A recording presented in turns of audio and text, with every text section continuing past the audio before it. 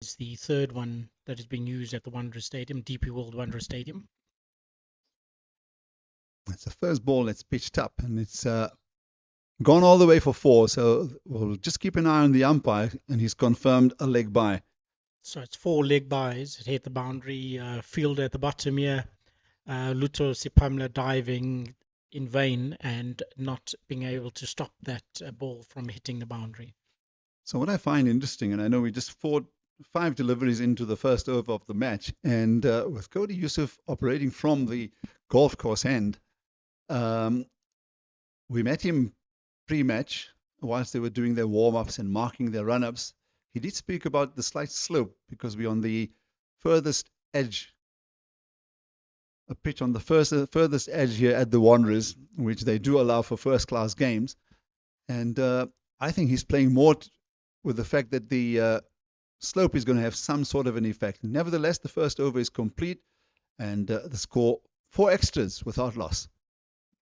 Indeed, he did indicate that he is looking to have the ball come in to the batsman, and that's probably why he's coming around the wicket to the left-hander as well, pitching outside off and then attacking the wickets from outside the off stump of the left-handed Sarel Ervia.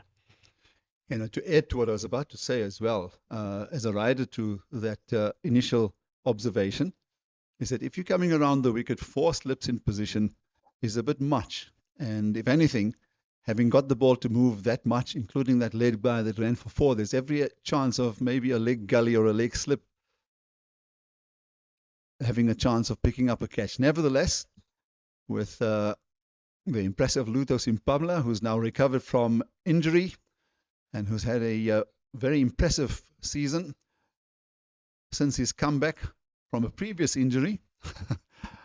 Lots of injuries in his young career. He'll be operating also around the wicket, but he's got the slope with the ball that's going to run away from the left-handed captain of the Natal team. In fact, it's Chapang Ditole who's facing, both left-handers.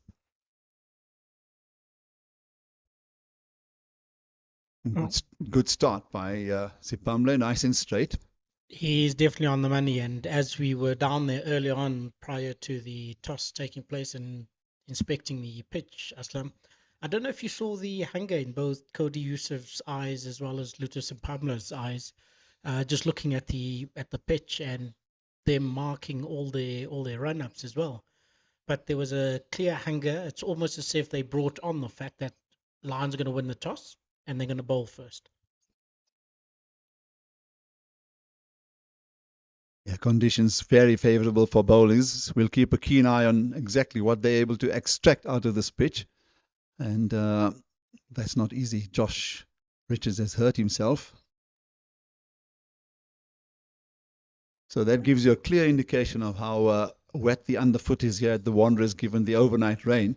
And it was overnight towards the early part of the evening.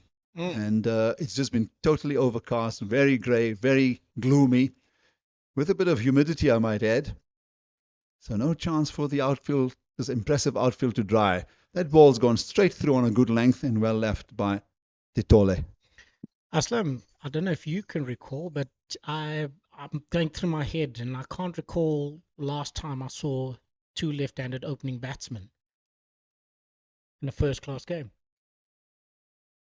In a domestic match as well. Yeah, I think maybe if we run through some of the lists, we may find that there have been a few, but it just shows also that commentary chances are few and far between, so we don't pick those type of details too early on. There's a bit of movement and bounce, but on a fuller length from Luto Sipamla.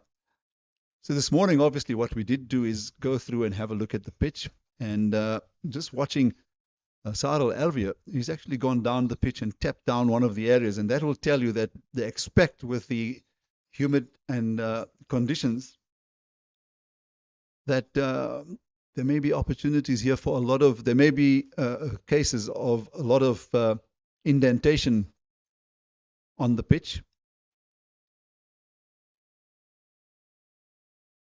That's very well left by Ditole because you can easily almost glove that down the leg side to the keeper. So you don't just well left anything outside the off stump. But even here, when you bail out of a shot, making sure that you're in control and not the bowler, well done. Yeah, very well played over there. Similar field to Cody Yusuf's field, although I think we do have a gully now, three slips, and we do have a gully now in place, and Sapamla is firing away.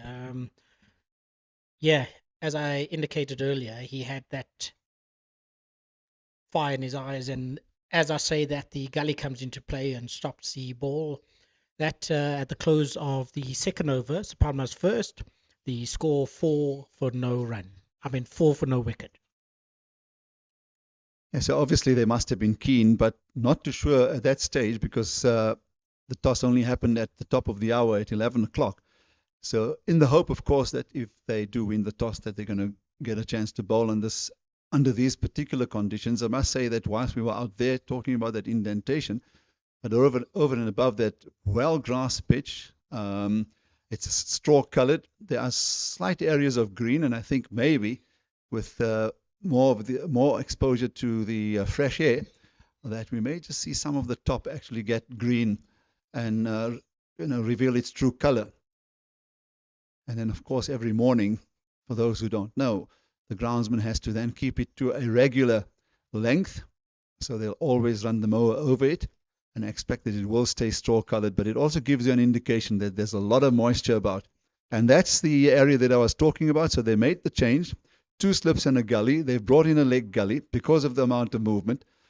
So it seems that there is some kind of mental telepathy between the captain and us here in the commentary box. I was just about to say he must have earpiece in his ear, the captain has, because he's taken out what was the third slip, put them at short gully, no, sorry, at short fine leg, as it were, and he's under the helmet as Yusuf bowls in for his third ball. And again, with that swing, pitches on middle, and it seems to be swinging away from the left-hander, almost down the leg side. And the keeper just stays and takes the ball cleanly. Yeah, the other very important point to make as we watch the opening salvos of this top of the table clash between the Lions, who are certainly leading the log by a huge way, and then Dolphins having won very handsomely last weekend in second position. So this ball coming off some sort of the body or the glove, I'm not too sure, but just keeping an eye on umpire Jelly. No, it certainly came off the bat. Almost brought that short fine leg into play for a catch there, and ran down to deep fine leg where Pamela is fielding, and they just threw for a single run. So Tepang Ditole will be facing his first ball from Cody Yusuf. Cody Yusuf coming in from the golf course end, which is northern end here at the DP World Wanderers Stadium. Yeah, first run of the bat. Oh, that takes an inside edge, just a half foot forward by Tepang Ditoli, and the edge goes all the way to the fielder at fine leg. And they'll pick up 2 runs. Those 2 runs are a clear indication, again, Aslam, just how much rain there would have been yesterday, because outfield is obviously slower. As a result, they could get those two runs there. Yeah, I think that's a very, very good point to make. Early on, it's not going to be that easy to pick up runs into the outfield here at the Wanderers. Generally, a very high-scoring ground, the Wanderers, and especially with a very well-manicured outfield. This time the ball is negotiated to the onside for a quick single. Cody certainly understands his home ground very well. He had spoken to us earlier about that slope and looking to get it into the batsman, and yeah, that's definitely working in his favour, because all the runs, there's nothing being scored on the offside for the left-handers coming off Cody's bowling. And bowling to 2 left-handers allows him to just continue with this sort of line of attack. It's a good firm push by Sadal Alvia. I think the first ball It's just met the middle of the bat in the 2.6 overs, 3 overs that we've just watched. And then after 3 overs, the score is 9 for no loss after 3. Yes, definitely. It was well pushed into that gap there, and they ran for that quick single. Just a thought, Aslam, with the sun coming and going as frequently as it has been now, how would that affect the batsman concentrating on the very grassy pitch? Well, I think it's just been sunshine in patches, so it's not had any effect at all on the outfield, on the pitch. So it does mean that the bowlers have to settle into a good 4-day length here to try and induce those edges. Sipamla will continue to come around the wicket. And as far as the batsmen are concerned, they clearly going to need to negotiate what's going to be a rather tough 1 hour and 10 minutes of play. We'll give you an indication of exactly how the time has been allocated now for the day's play, given the fact that we started a whole hour and a half late. So the plan is still to bowl 90 overs for the day as Sapamla bowls and just outside off stump, and well negotiated by the Dolphins captain there. Yeah, what the umpires have given us, that they've clearly written here 90 overs. They want to try and get in as much as possible, having lost 1.5 hours. So 11:30 to 12:40, that will take us to lunch, and then 2 drinks breaks, obviously, but 13:20 to 1600 hours, and then from 16:20 after tea, right up to 18:30, trying to catch up time that has been lost. I think that's rather ambitious, maybe even. Oh, has that taken the edge? Connor Esterhuizen, the wicketkeeper, was up immediately. As well as the slip cordon. A very good delivery. For once, I think, in the spell, we've seen a bit of movement. Watch this again. Oh. Magnificent delivery. That deserved to take the outside edge. Well, good luck for the batsman, but he'll have taken note of that. And if this continues in prodigious style, then it does mean that he has to readjust his stance, maybe his guard. But he's standing on 2.5 leg. So there he's nicely into it, nice and cross. Maybe that's the thing to do when the ball is moving about that much, aided by a bit of a slope, to make sure that your trigger movement and the guard that you've taken is going to assist you in making sure that you meet the ball. And when you do that, it's not going to hit the outside edge. And that ball that beat Sarel Revere pitched on middle, and just slight movement over off stump, and I think that movement is what beat him, and it carried through to the wicketkeeper, and thus the slip cordon and the keeper went up. Oh, look at that swing! Sapamla bowling the ball extremely wide. Revere going down and just looking at that indentation again. Umpire didn't call wide. Is he checking? No, I think we're in a 4-day setup. I know that we watch so much of T20 and one-day internationals that sometimes we forget that bowlers do have some leeway in this format. 3 slips in the gully remain in place. That may have been aided by a bit of the slope here as well. And then the very next ball pitched down leg. And Revere trying to fend it off, just glance it off his body, missing it, and it's straight through to the wicketkeeper. We often, from a commentary position, make the comments that he needs to find rhythm, he needs to get settled into a certain rhythm, a line of attack. But bowlers have their own minds, and who knows, he may have been just trying something to try and pick up the edge. The ball going down the leg side. There is a fielder in at fine leg. The only fielder out in the deep.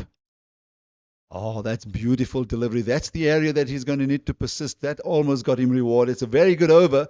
2 wonderful deliveries in that maiden. And Sipamla now showing that he is in fact running into a very good rhythm. That's the previous one early in the over. And then he's beaten Sarel Revere on the front foot to end the over. That almost looked like it was a slower ball. It came out the back of his hand as he delivered that, and with that movement as well. The ball that you had said he was probably looking to try something new. I suspect he was trying to make use of that movement, pitching it probably on leg stump, and then hoping it will go across the batsman, and then get the edge. You can tell that even the pitch, which was undercover, there's so much of moisture on it that is already creating some sort of indentation, and a bit of sawdust hopefully will help that. A sunshine will certainly help the conditions here as far as the bowlers are concerned.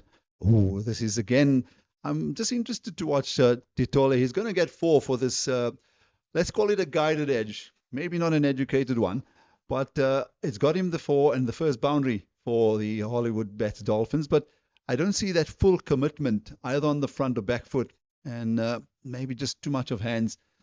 And I wouldn't be surprised that on a good length they may just find the outside edge. Yeah, and he guided that ball through that gap that was created by the fielder that is now under the helmet at short fine leg. Fine leg is a bit finer, and that gap. So you got 2 slips and a where third slip would probably be standing. Sorry, fourth slip would probably be standing. Yeah, that's short of a length. So he's on the back foot, up on his toes. Little fellow is Chapang Titole. Yeah, very interesting. I mean, we did find that 4 slips early on, or 3 slips, and a half, a fourth slip of, how did you say it? 3.5. 3.5. 3.5, yes. So they've made a few changes, just 2 slips in a gully. They've got in the backward short leg, and then a square leg just to the right of the umpire. And that's pitched up. That's nicely met by Titole. Beautiful, beautiful drive. Yeah, probably just rose a little bit after the delivery and straight through to the batsman at mid-off. Short mid-off, almost adjacent to the umpire, is where the fielder is at short mid-off. He's moving a bit wider now. And Cody Youssef still coming on from the golf course end. Very wide of the crease. Perhaps he's realized that if he's running in normally, sort of between the stumps and the return crease, that he's getting the ball to swing too much into the right-hander and perhaps too far down the leg side. So he's coming wider off the wicket. And that's why he's bowled 2 good straight deliveries on and around that outside the off stump. Cody Youssef indicating to Luto Sapamla at fine leg that he's got to get a bit finer. So let's see what his plan of action is here. Again, wide of the crease. This has gone down the leg side. Caught on the bounce very interestingly by the wicketkeeper Esterhazen. Alongside him is the captain in the number 77 shirt. And then Zubair Hamza at second slip. And Joshua Richards, who managed to dirty his pants very early this morning on what is a very damp outfield. Dug his knees and heels and shins into the outfield. Fortunately, he wasn't injured. There's one fielder out in the deep at fine leg. There's a good straight delivery. There's a vociferous appeal that may just have been going outside the off stump. And possibly a bit high too. Yeah, let's watch it again. Yes, I think it was a bit high. And the umpire not moved at all. Talking about the umpire, Ashraf, we got to congratulate Aludin Palika. He's just been elected and will be on the ICC Elite umpires panel. Yeah, that's right. Fantastic for him. He's been a very hard worker, a studious cricketer in his time, and he seemed to carry that into his second career. And boy, has he really done well. So great congratulations all round. I know that I sent him some personal messages and he was very pleased. So onwards and upwards. So the new over. Sipamla on a fuller length. This time it's well met by Alvia. Deep on that front foot, just pushes it out into the gap. And they pick up a single run there. Yeah, the sawdust already coming into effect. So Pamela massaging the pitch over there where his front foot lands from his bowling action. So yeah, it looks like as much as the pitch was covered under the flood of rain yesterday, that the pitch is still somewhat damp, and the bowler trying to protect himself from slipping over there as he runs in again to 3 slips. This time, this comes off the outside half of the bat, and it runs away for 4. It's just beaten the fielder. I'm not sure if it took an awkward bounce, but the one thing with that particular stroke, Gordon, you will have seen that he was more committed on that front foot, so got a good bat on it, good weight of the bat on it, and got the 4 as well. So second boundary for the batsman and also for the Hollywoodbets Dolphins. Score moves up to 18 without loss. Indeed, takes his mark again, and it looks like he's moved slightly across Aslam. His back foot is on middle. His guard. Oh, that's much straighter. Again, that's taken the inside edge. It runs away to the lone fielder in the deep, Cody Yusuf. Well, that's what happens. You sometimes ride your luck. It's not the easiest of pitches. I'm trying to also just tell, watching the carry through to the keeper, whether it's too paced, because generally if there's that much of moisture, it does depend on where it actually hits on the pitch, and then also which part of the ball hits the pitch as well. So if it's hitting the seam, you're going to see a bit of seam movement, you're going to see a bit more bounce. If it hits the flat side or just about, then it may stay a little lower. I haven't picked any of that up. We'll keep a keen eye on what happens over the next number of overs. There's a good carry through to the wicket keeper, gets it at around waist height and on a good length, and also that's well left by Sadal Alvia. Indeed. No, I think the bounce is true so far from what I would have picked up on both ends, and both bowlers still coming around the wicket, attacking the stumps, and trying to get the batsman to play as much as possible. It's going to be a very hard slog for both batsmen here, both left-handed batsmen, as these bowlers seem intent. And on the far end there, we see our groundsman. We see our groundsman just looking behind the wicketkeeper as the bowlers have bowled. He moved from the southern end, which is the caller drive end, to the northern end, which is the golf course end. Just stood there for 1 or 2 balls, also just to see what the ball is doing, inspecting his hard work on the pitch. Yeah, I'm sure he'll be just as curious as the rest of us how this pitch will play, having had time to prepare it. So that's the end of the 6th over, 19 without loss. So I think they've basically seen the first 15, in fact 25 minutes through quite nicely. And there was just one real big shot from Cody Yusuf that looked a good one. Height was one thing. The other is that it was possibly missing the off stump on its way through. Apart from that, they've sort of seemed to manage their way through in this opening 25 minutes. As a traditionalist, Aslam, the first 10-20 minutes obviously play a big role for the openers, the opening batsmen, just to see off the shine, etc.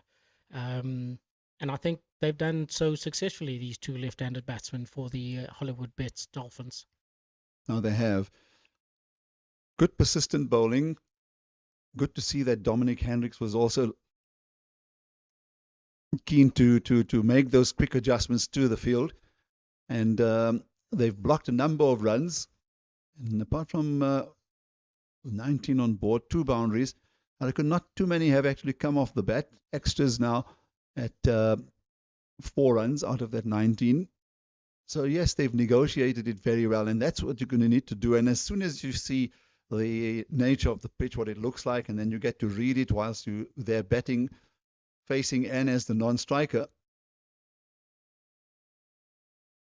are the early observations you make as an opener, because there's tremendous responsibility on making sure that your team gets a very good start. And then the overhead conditions certainly not helping. So I must say that the clouds, the ominous clouds, have lifted quite a bit. There's a much better light in the last half hour, and hopefully it continues to clear that way. But I must say that having read the forecast yesterday and this morning, I'm not too optimistic that we're going to get a full day's play. So as much as they can get in here, important, because from a Lions point of view, although they're on the top of the log, they've had one washout to deal with last weekend in Paarl, and they certainly don't want that to be the case here at their home ground. This is their only fixture at home, the last one that they will play to complete the round of fixtures, to decide then who will finish first and second to qualify for the final. They want to win here. And the Dolphins, on the other hand, picked up a very good win, find themselves in second position, and at least they will have had enough time to assess the form of the bowlers and the batters. Was that gone to hand? Did that go to hand? Was it a chance? From the reaction of the fielder that is out there, yeah, it certainly looks like it, and it was palmed off. No, it just dropped short. It's hit the boot. Yeah, just dropped short of the fielder fielding at almost a leg gully. Would that be? Yeah. Backward short leg. I think gully maybe slightly deeper, but yeah. Let's just say both of us are in between there somewhere. There we go. Yeah. And yes, the DP World. Oh, it's gone to hand and he's taken the catch. Has he? Or has it just dropped short? But that was fabulous reactions from Potgieter on that occasion. And well stopped by Delano. Ooh, that's quick reaction there. Oh, he's got his fingertips to it. He tried to loop it up into the air, but not enough of hand or fingers under that. And that was a very, very good attempt. And that's the area that they need to be really persisting with. And for once, Cody Yusuf has produced 2 deliveries and induced a similar stroke, which means he's really hitting the mark now, which is exactly what he wants. It's exactly what his team and captain want. What does he do now? Does he change up for something different? Huh? Oh, inside edge. And that's gone all the way. Keep an eye on the umpire. That was definitely an inside edge. Inside edge, and that'll just be a single. Correct, and it missed. It was just wide of the umpire. And yes, end of over, as we say goodbye to Aslam Kota, and joining me for the next 40 minutes of commentary would be Omar. And the Hollywoodbets Dolphins are 20 for no loss after 7 overs, and Omar coming into position now would give us a bit of insights. The 21-year-old young coach and student at UJ, coming to share with us what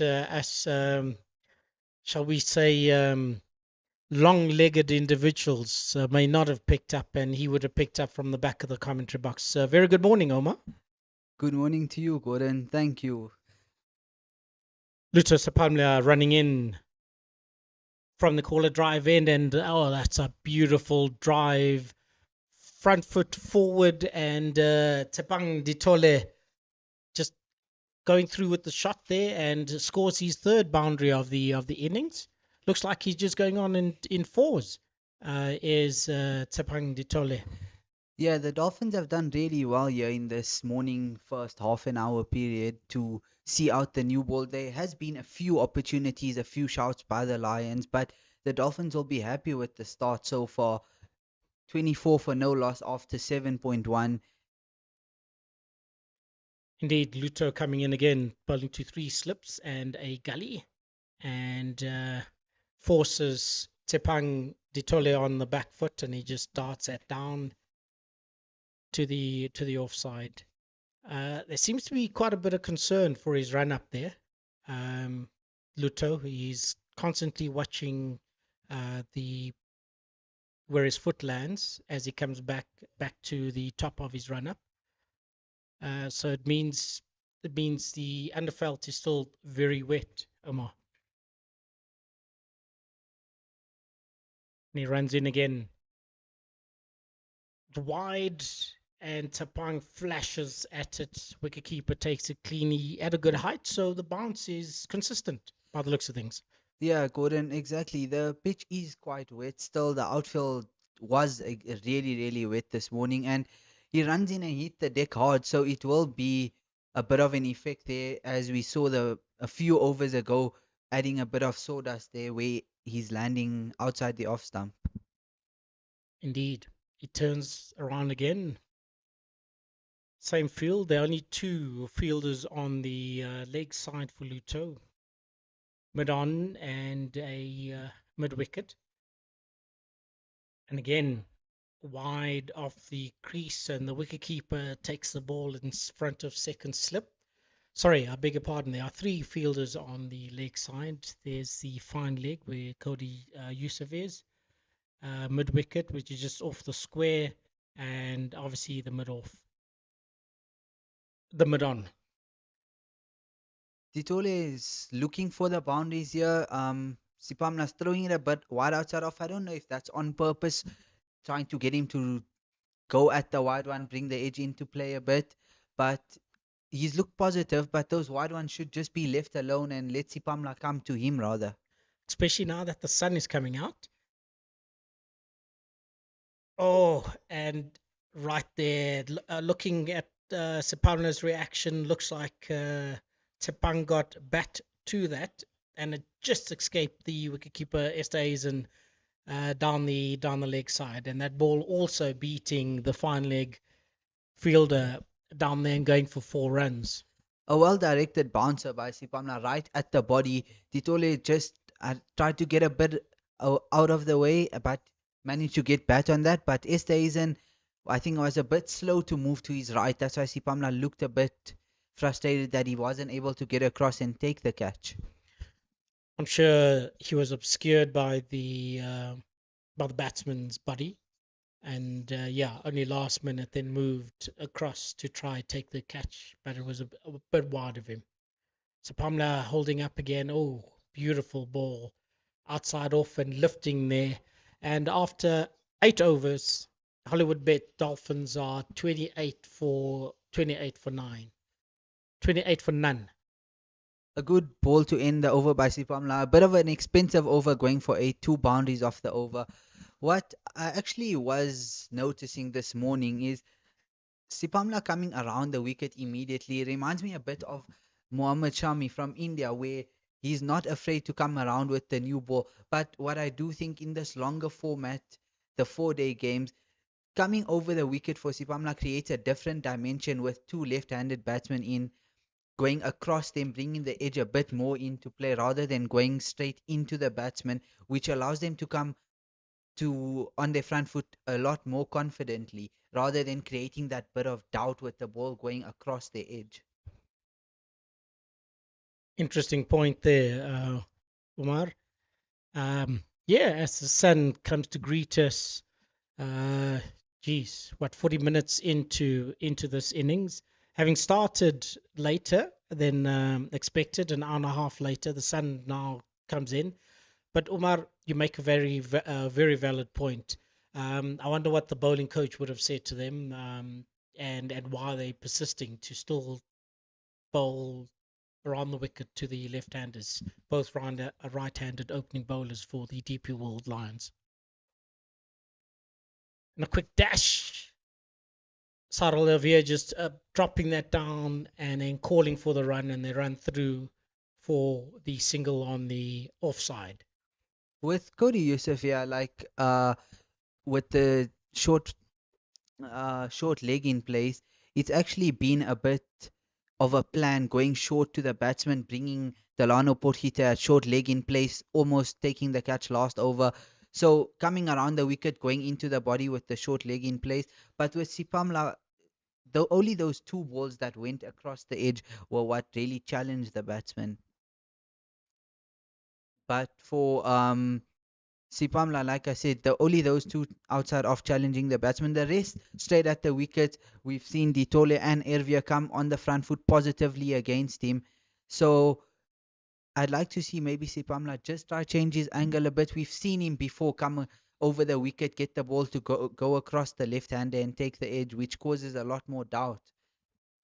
Indeed, maybe take one or two balls over the wicket and see what the ball does then, especially now that the sun is coming out again. And Ditole pushing that to the offside, beating the fielder at mid-off, and they run through for an easy 2 runs.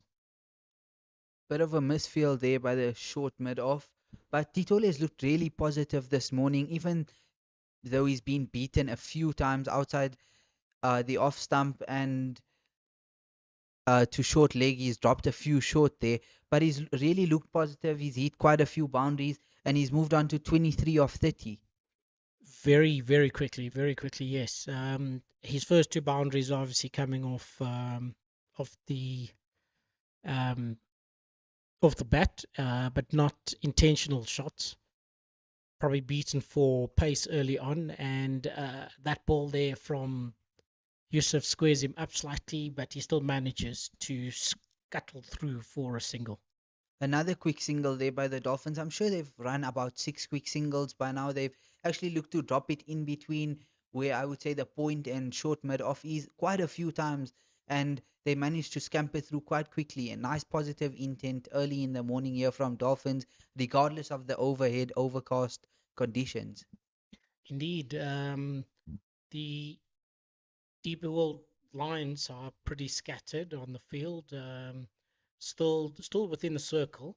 Um, but there are gaps both on the on and the offside. As after our 9 overs, we'll now take a drinks break.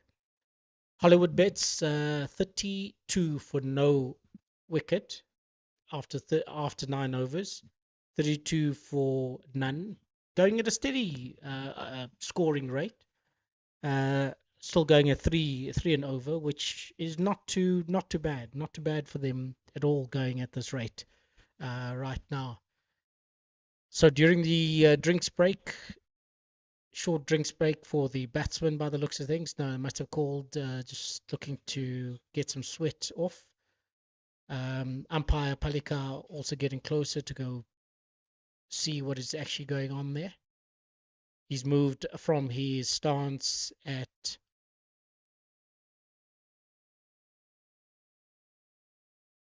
backward square, and the field is now moving off. The field is moving.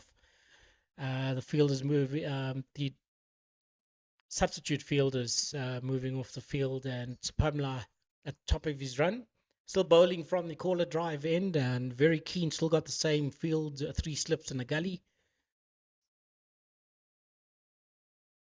And gully comes into play there again. And they run scamper through for another single. 3 slips in a gully. He's got point, mid off, mid on. What position would that be? Not quite square leg, short. Yeah, just a little bit in front of square, I think. Right, and then the fine leg on the boundary over there. Saril Ervia takes up his guard. And as Aslam had indicated earlier, looks like he's changed his guard. He's come across a bit more, and a beautiful ball, short of a length, just moving away from the left-handed batsman through to the keeper that takes the ball in front of first slip. So movement definitely on here, Omar. Yeah, Sipamla still staying around the wicket, but these first 2 balls have been a much better line, starting around the off stump, getting away movement. And as we see that last ball, Esterhuizen, like you mentioned, taking it in front of first slip, shows that he's getting a lot of away movement now. Indeed he is. As the Lions are looking to get that initial breakthrough. Oh, drops it short, bouncer, and the umpire calls it wide. You must have risen quite high then, and that is the one for the over. umpire Bongani Jele indicating to the scorers.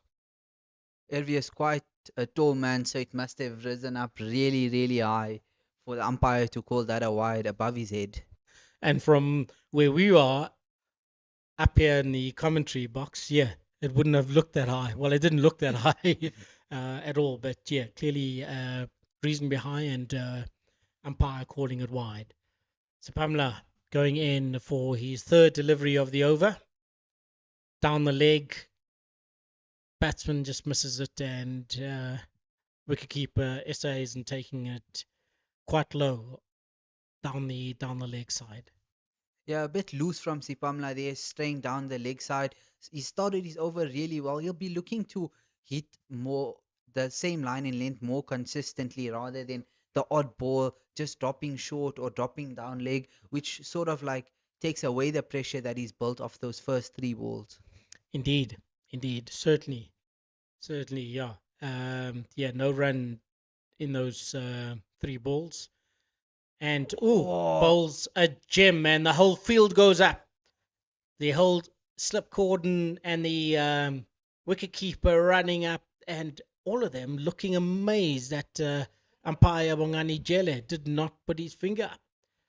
As we look at the replay, beautiful ball pitched just outside off stump and darted away. An absolute peach by Sipamla. It looked like it beat everything, the bat, the pad, and the off stump. Or I think maybe the Lions might have just heard something off the pad and went up. But as we can see, Connor Esther is in the keeper still having a look at the umpire. Yeah, everybody behind the stumps went up immediately. So they must have heard something. Yeah, maybe just the bat hitting the pad going off there or so. All right, Aslam. Aslam indicating to us that the umpire actually indicated it. It came off the thigh pad, and as we looking, Sapabla has bowled Saril Ervia with a peach of a ball, pitching outside leg, and maybe just had it dart in. Yeah. Really good delivery by Sipamla. He got the previous two to move away from Ervia, and this one just held its line and took the off stump out the ground. Ervia was through his shot, and his off stump's gone, and he goes for 4 of 26. Really, really good delivery by Sipamla to pick up the first wicket for the Lions and the first wicket of the morning. Indeed, Ervia's 44-minute stay comes to an end. The captain of the Hollywoodbets Dolphins, and Sapamla making that vital breakthrough early on for the DP World Wanderers. Yeah, next batsman in is Bryce Parson. Another left-hander comes to the crease here for the Dolphins. Averaging 42.5 in his 30 innings that he's played in this format of the game. And a higher score of 191, coming one down for the Hollywoodbet Dolphins. And my word, earlier on I'd asked Aslam Kota whether he could recall when last left-handers had actually opened a innings, but now it looks like we've got 1, 2, and 3 left-handed batsmen. Yeah, a whole load of lefties, top 3 for the Dolphins. Yeah, we just see there from Sipamla, this over he's managed to hold that line on the off stump. Besides that one that straight down the leg side, and he's got rewarded for holding the same line outside that off stump, and where he's just taken out Ervia's off stump. Did you notice Ervia walking down the pitch after getting bowled and doing a bit of gardening there? So that indentation must have played some sort of role. Exactly where Parson is dabbing down now. Right. Assam just indicating to us that delivery caused that indentation. So it must have hit the seam then. Yeah, it must have hit the seam and then cut back. Spamla running in again. Outside off, and Parson immediately on the front foot and darts it into the cover area. So after 10 overs, Hollywoodbet Dolphins 96 for the loss of 1. Oh, sorry. Am I running ahead of myself here? 34 for one. Giving an extra 60 runs there. So, yeah, looks like a batsman's going to score a quick 60 for us very soon. The Dolphins would have been the happier of the sides before that over. They looked positive, scoring at just under 3.5 and over. But as Sipamla took that wicket now, the Lions will look to continue their momentum and look to chip away at this Dolphins lineup. Would you say the conditions are helping the bowlers, the fast bowlers? Because now Cody Yusuf is coming in for his sixth over on the trot, and it doesn't look like anybody else is warming up around the field. I do think the Lions will look to capitalize on them winning the toss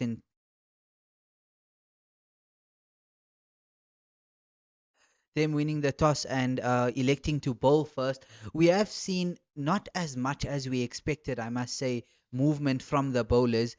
We've seen a few move away, but not as much as we expected this morning with the conditions and the way the pitch looked this morning. But it has been a difficult surface to bat on, I must say, and it looked like the Dolphins have done well so far on the surface, but the Lions are getting, like as we've seen that last over from Sipamla, a lot more movement than we initially saw in the first 6 or 7 overs. Cody Yusuf running in again, bowling to Tepang Ditole, who just plays a forward defense. And again, there just a little bit of nip into the left-hander from Cody Yusuf, as like I just mentioned, the ball's starting to move a little bit more here for the Lions. Indeed, yeah, well, we've lost a bit of sunshine over the Bidvest Wanderers Stadium. Yeah, it's getting a bit darker. So looks like we will definitely have a lot more movement.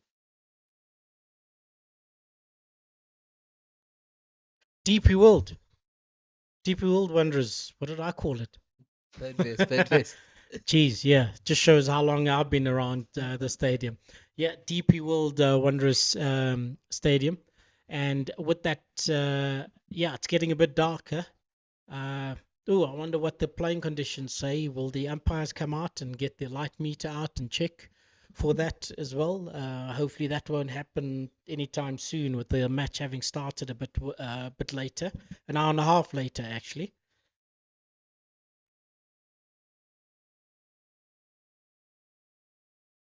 Oh, and there goes Cody bringing in Delano Potgieter into play there at short square, short leg. Well directed bouncer there by Cody Yusuf, just continued rising on the batsman, and I think Titole played that really well, just managed to get it down to the left hand side of Delano Potgieter at short leg. And Delano just moving to his right there, trying to cover up and make up a bit of space there. And yeah, square leg eventually coming in and catching the ball as Cody Yusuf runs in again. Oh, a pitch outside off, cut in. Yeah, I think Titole I think that nipped in a little bit towards him. He was going for the big cover drive with that big vacant region between mid off and point, and he got an inside edge, just managed to get it between that forward square leg and short mid on. So the movement you were talking about earlier then is definitely coming into play. A lot more than we actually did see this morning. Indeed, indeed. Maybe it's got to do with the fact that yeah, it's a bit darker. Sunshine's a bit gone. The side screen on the extreme end there, on the golf course end, wind blowing the side screen up, or the sheet that is acting as a white side screen. Oh, and Bryce Parson looking to pull the ball probably a bit late on it, or a bit early, because it came off the back of the bat and yeah, just dawdled down to the first slip fielder. 11 overs gone, 35 for 1. Two really well directed bounces there by Cody Yusuf in that over. I must say, before the wicket, he looked like the more likely of the two bowlers to pick up the first wicket for the Lions. And he's bowled 7 now so far. It will be interesting to see if the captain Hendricks continues to use him and bowl him from the golf course end. He's going back down to fine leg is Cody Yusuf, and Sapamla at the top of his run up from the caller drive end, the southern end, getting ready to bowl to Tsapang Ditole. So 7 on the trot for both opening bowlers for the DP World Lions, and Sapamla straying down the leg side. You were mentioning of the umpires coming out with the light meter maybe, but surprisingly the lights aren't on at the Wonders yet, so I don't think the lights is really a problem at the moment. But maybe as the day gets older, like Aslam mentioned earlier, the umpire is saying that the day's play will end at 6:30. So maybe towards the evening or late afternoon we might see that, or might see the lights be switched on. Indeed, indeed. Actually, very good observation there, Omar. Yeah, lights, not even single light is on. So maybe out in the middle there, it's a lot lighter than what we can see from the, what, 6 stories up here. Yeah, and I think it's gotten a bit brighter. Like there's still no sun, but it's gotten a bit brighter than what it was initially when we got here this morning. It looked really overcast, looked like it was just gonna thunder down the whole day with no play at all. But it's gotten like a bit brighter. Still no sun though, and it does still look like it's gonna rain. But I guess light not an issue at the moment. Certainly not. Certainly not as Sapamla comes in for his third ball of the over. Bowls it outside off and a slog, as it were. Yeah, Tsapang throwing the bat at that, not quite getting his foot to the pitch of that ball, well pitched up, and the ball just drifting away from the left-handed Tsapang Ditole. Yeah, similar to last over, Sipamla giving him a little bit of width outside off, probably because seeing how positive Ditole has looked this morning, giving him the option to throw his hands at it outside off stump, and he did go for it, but he missed the ball, and unfortunately for Sipamla, didn't get the edge. Sapamla still bowling to a slip cordon of 3, and Gully runs in again. Oh, similar delivery, and again, Tsapang at 6s and 7s, not too sure whether to get on the front or the back foot for to that delivery. Really good ball by Sipamla, a little bit of nip off the seam there as it beat the bat outside the off stump. And I don't know if you noticed that. I think Esterhuizen took it like below his knee, so not a lot of carry on that ball as well. No, I didn't see that. Yeah, I'll look closely at the replay again. Tsapang's foot movement is somewhat suspect. He doesn't seem to be moving his feet whether well forward or well back. And there he does get on the back foot and he just plays it down on the onside as the ball rises to his body. I must say he's played the short ball really well. They've directed a few really good short balls at his body, but he's looked in control of those a lot more than he has for the fuller ones. Indeed, and I think this is the mind games that the bowlers are playing with him in particular. Probably having picked up from analysis that his strength is playing off his body. So get him comfortable and then just have him pitch up or have the ball pitch up and then get him to play a false short shot and get the slip cordon into play over there. Good leave by Bryce Parsons to end the over, and the Dolphins are 36 for 1 after 12. 36-1 after 12, and it looks like Cody's going to come back for an 8th over. Am I right? Seventh over. Yeah. 7th over. Yep, certainly is coming back for a 7th over. The umpires have gotten together. I don't see anything. The ball has been taken by the umpire. The DP World Lions are walking off. Yep, and we just got an indication it's bad light. Yep, bad light it is. Umpire is still out in the middle, just standing off the playing track. I've not seen light meter yet, but third umpire, Nkulumo Kumalo, making his way onto the field, and it looks like he's got the light meter instrument with him. The groundsman Brian Frost also making his way to the middle as the third umpire goes in, trying to assess um, and get the reading of the light. Yeah, Nkulumo Kumalo going to Brian Jelle. Brian Jelle is standing in the middle of the pitch, and he's got the light meter up, pointing in the northern direction. So they've taken the reading from the northern end. They're now taking a reading from the southern end, and umpire Aludin Palika recording what the light meter said. They in discussion with the groundsman. Groundsman has removed the three stumps.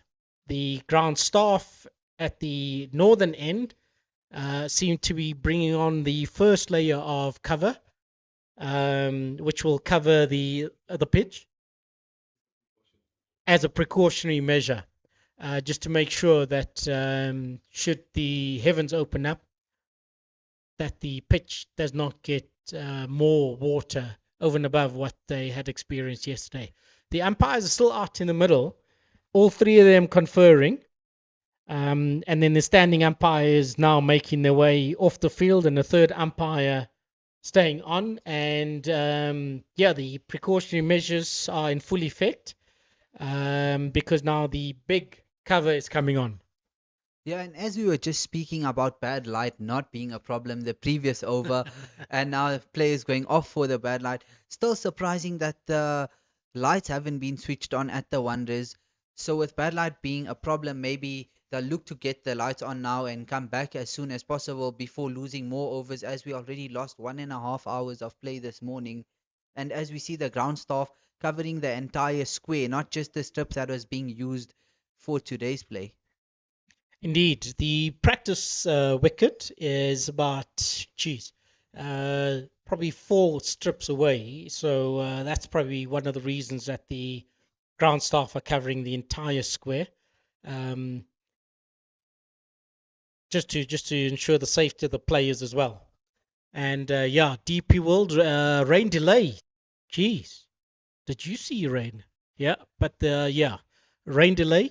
After 12 overs, Hollywoodbet Dolphins are 36 for 1 after 12. And umpires have called the rain delay. They've also brought out the light meters and taken readings. Yeah, there. Aslam has just confirmed for us, having gone outside a bit. There is a light drizzle, and that's the reason that the covers are covering the entire square. Gee, it's been rather adventurous 2 hours. Well, three for us since we've arrived. Yeah, it is 12:30 now, and the covers on the entire square are on. After 6 overs, Luther Sapamla taken 1 for 17 after six. After six as well, Cody Yusuf 0 for 15 in his allotted 6 overs. Tapang Tole still at the crease, 27 not out of 52 balls. Cyril Avia having lost his wicket, having faced 27 balls and only scoring 4 runs. And Bryce Parson out there to join Tapang Ditole, having faced 3 balls and still to get off the mark.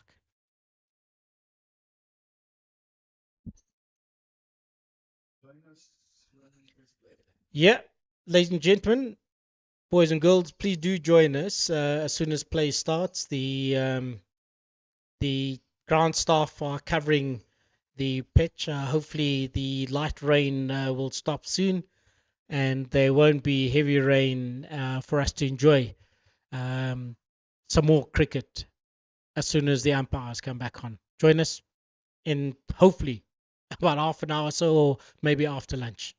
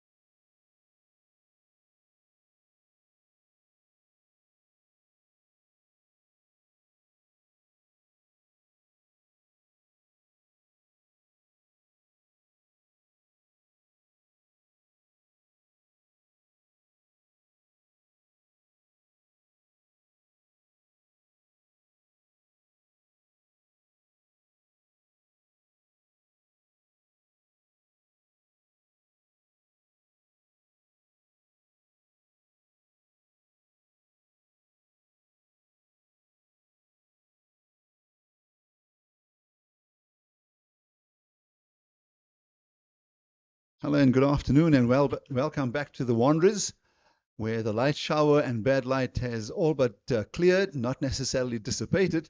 And happy to say that the players have taken their lunch and that play will now continue.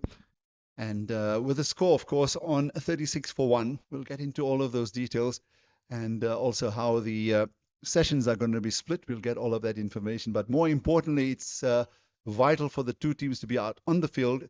As we mentioned earlier, it's a top of the table clash, and with just 2 matches left. In fact, the both teams have 2 matches left, and the Dolphins team who are here are visitors, and they're also going to be playing their last fixture as a visiting team there. And the Lions, on the other hand, this is their final home game. And then, of course, they play away their last fixture, which I'm sure we'll get into soon. I think it's in Bloemfontein, I've just been reminded.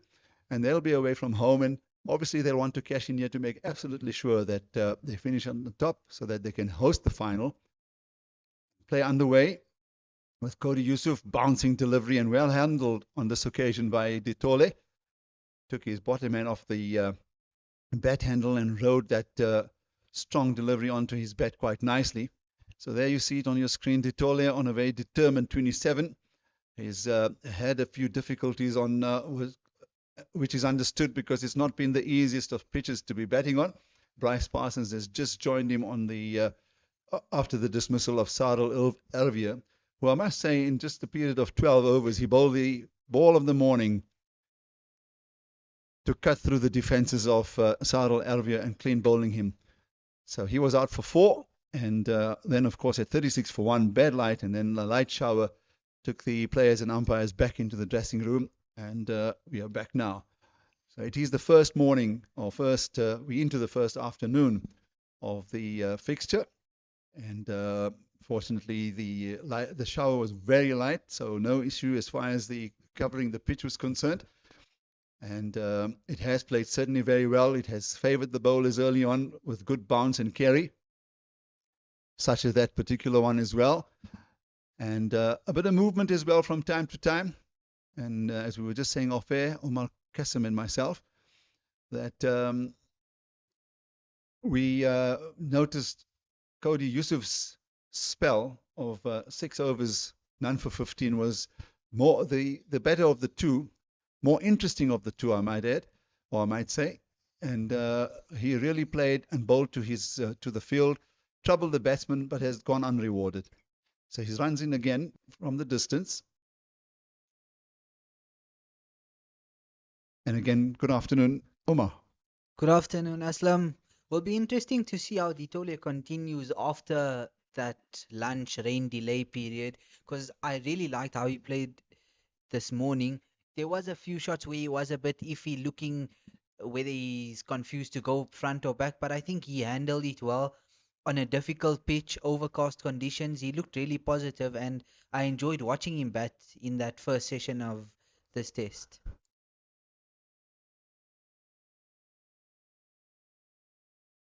Yeah, continues to attack the batsman with those deliveries drifting in towards the body. Cody Yusuf telling us before the start of the game that given the fact that they're playing on this pitch, which is on the far end, on the eastern end of the ground, that there is a slight slope here at the Wanderers, and he has been exploiting it quite intelligently. So yet another left-hander in the top order here, Bryce Parsons. He'll now have to deal with Cody Yusuf, whose game in the last 18-20 months has certainly been on an upward curve, leading the attack. That's really well played by Bryce Parsons. Just gets nicely behind that, pushes it into the free region on the offside. Manak in the outfield does the cleaning up, and that ends the over immediately after that break. 38-1. Good to see players like Bryce Parsons coming into the test setup. These days, you don't see a lot as before, players being multi-formatted, being able to play in the T20, 50 overs, and coming and being able to adapt to the test matches. We see players like David Miller, who's like only a limited overs player, but with Bryce Parsons coming into the Dolphins here, having played for um, Durban Super Giants, and he was quite explosive over there. So coming over here, looking positive in the test setup as well. So Sipamla will continue. No, it's Tepo Moreki. So immediately after that long break, 6 overs each for the two opening bowlers. Sipamla, who picked up the 1 wicket, now being replaced on this the Collard drive end, the Unity stand end at the Great Wanderers. Moreki, very impressive as well. Was given the sudden break in New Zealand last year this time and gave a wonderful account of himself. Playing for the Test team, suddenly found himself right in the heart of international cricket on a tour that we know was rather forgettable for many reasons. In that South Africa had to field a second string team because of the SA20, which had gone into its second season, and with a whole lopsided bit of scheduling meant that South Africa had to commit to that tour to New Zealand and playing those 2 test matches. And Seppo certainly, as I said, gave a very good account of himself. If anything, amongst a few of the players, he seemed to come through with a lot of positives. Yeah, and with that test series, it was really positive for those players who we could say were like a B team sent to New Zealand. They got really good experience, and for South Africa still, even with that 2-0 series lost to New Zealand, they still qualified through to the World Test Championship final. So it was at least a good outcome for them. No, for sure. I mean, that exposure was good for all of the fellows. It also allowed Shukri Conrad to have a look at, as you say, the rest of the talents that are available. So that's a beautiful delivery from Moreki. He drew Parsons into that stroke. I'd just like to see at what height it passed the bat as he did commit himself to that. Oh, that would have taken the edge and carried to any one of those slip fielders. It's a wonderful delivery. Yeah, really good ball from Moreki. He's coming a bit wide of the crease, the angle coming in towards Parsons, and it nipped away off the seam, almost taking the edge off Parsons.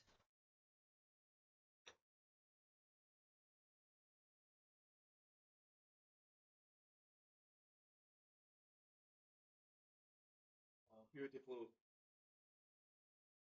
Excellent delivery again from Moreki. So he started really nicely. He's kept it outside the off stump. This particular one slightly back of a length, closer to that bat. And he's coming like a bit wider than Sipamla was from this end. Like he's really using the width of the crease, bowling from just inside the timeline. And he's using his angle to come into Parsons and getting the ball to nip away. We'll be hoping to get the edge soon because this has been 2 really, really good balls to Parsons by Moreki. How does Parsons now react? Fuller length delivery, and that's beautifully timed by the young fellow. An on drive, Assumption's on drive, picks up his first boundary, gets off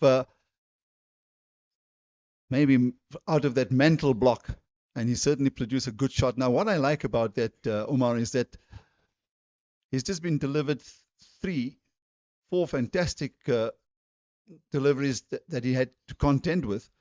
And then as soon as it was over pitch, he was in position to play that. So wonderful bit of batting there. Good concentration. Picked it up very, very, very nicely. Good and early, and struck it so handsomely.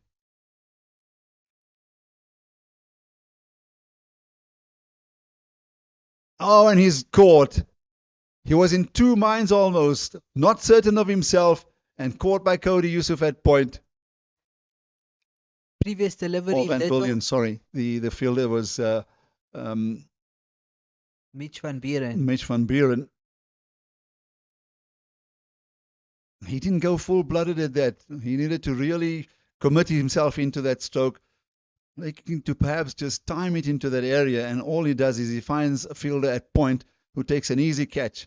So that's the second wicket down for the Dolphins, and not what they needed just after that break. Yeah, Parsons will be disappointed. Previous delivery was a little bit over pitched and he leant into it nicely and got a boundary. This one, Moreki dragged his length a little bit back. He went back on his back foot, and like you just mentioned, he went sort of half blooded in it, and he picked out the fielder at point when there was a whole gap through that offside. Really disappointing way for Parsons to go out. So Moreki will feel fabulous because after being struck for a handsome 4, he's come back and picked up the wicket of Bryce Parsons. So out for 5.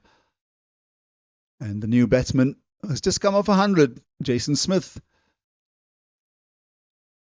I've watched him in one-day cricket as well, where he's now got South African colours, has been kept in that format. But very impressive in the way he paces his innings. To mention a batsman in a 50-over match pacing his innings tells you much about the fellow's makeup. So be keen to watch him. He's obviously in very good form, having come off the 100. And he's going to really need to partner Ditole, who's been a spectator on the other end, having watched 2 wickets fall. Cody Yusuf to continue his 8th over from the golf course end.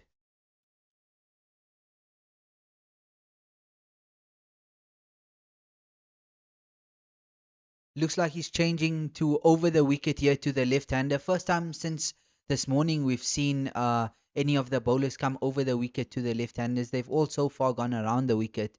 So interesting to see Cody Yusuf maybe looking to angle the ball across the left-hander here. Well, they've tried a number of different types of deliveries from around the wicket to Ditole. So maybe just a change of tact, having had a break after an unbroken 6-over spell when they were eventually taken off because of bad light and light showers. The Cody Yusuf now continues into his 2nd over after the rain break and lunch break, and he's decided to try a different tactic. And seems like the short ball ploy will also come to an end maybe here with the short leg Delano Portita being moved out of place now, and he's being moved into a point. So no short leg to the new right-handed batsman Jason Smith. Just the 3 slips and sort of like a fourth, in between 4th and 5th slip.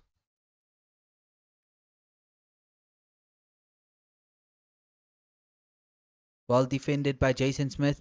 Back of a length delivery first up from Yusuf and just punched off the back foot towards Delano Portita at point. Jason Smith looked positive the previous game, got a century, and will look to continue that on this difficult pitch so far. But coming off the back of 100, surely he'll look to continue his form here and help the Dolphins try and overtake the Lions into first place.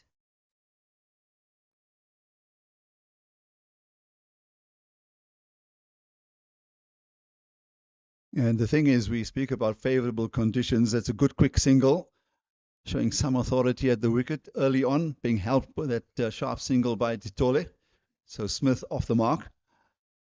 So given the fact that conditions, sometimes mentally you play, the conditions play too much into the batter's mind, especially when you're being sent in as well, and then overhead conditions and also ground conditions don't look too favourable. You play too much into it. I think at 44 for 2, they've done a reasonably good job. And all they need to do now is to build a partnership to make absolutely certain. And that's a short, wasted delivery by Cody Yusuf. To make absolute certain that they will occupy the crease for as long as possible and hope for, at least the overhead conditions to improve somewhat. And time is certainly on their side. This is a 4-day fixture. Yeah, exactly. Like they've done really well with the bat so far. They've looked positive. It's just those 2 wickets that they lost at times where they feel like they wouldn't want to lose a wicket, just where the partnership looked to be building a little bit. Good delivery. Good judgment. I think Ditole has settled in quite nicely now. Good judgment on that occasion. Always easier to watch a right arm seamer coming in at you because you can pick up the angle a lot easier from a batting point of view. They do come around the wicket. You almost feel that they're looking to attack you, attack the bat, attack the pad. look to hit the top of off stump. So you're a little more wary. This way just makes judgment that much more easier. Of course, never easy when it's going across the left-hander, but it does allow them to judge it nicely.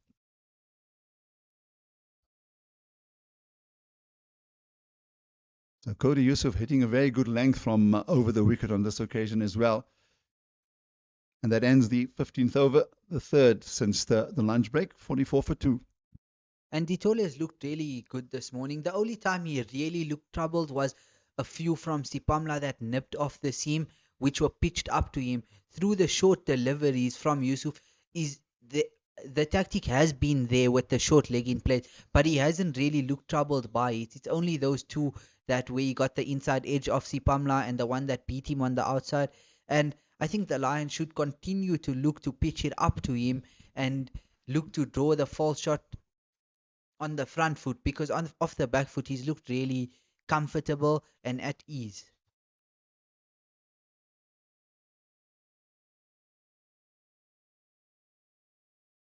So bowling to the right-handed Jason Smith. Moreki also coming over the wicket. Just a slight adjustment to the field. Went on a little closer. And now I'm not sure what's alerted the umpires, but if it was, it's rain or lightning, one of the two, but they are literally sprinting off the field and the covers are coming on in a big hurry. So unfortunately, this is what's happened at the Wanderers just after 4 overs since the break. And the two umpires, without any hesitation, have summoned the players back into the dressing room. And I'm trying to see very hard. It is a light shower, there's no doubt about it. A lot more, perhaps heavier than we saw them calling play with that first break, but it's definitely coming down harder. And this is actually almost down to schedule. That rain was expected over the Johannesburg area at around this time. And on cue, the rain has decided that it's going to interrupt cricket once again at the Wanderers. It's a desolate ground, there's no crowd, and even more desolate when there's rain about. 44 for 2 at the time. And to just confirm, Titole not out on 25 of 51. He's added 1 run to his lunchtime score. And Bryce Parsons there out for 5. And Sadal Ervia, the other opener, out for 4. Jason Smith, who's just come to the middle, is the one not out. And then as you see there, both the seamers in Sipamla and Moreki have picked up a wicket each. Cody Yusuf has gone unrewarded in 8 overs, which was only broken by a lunch period.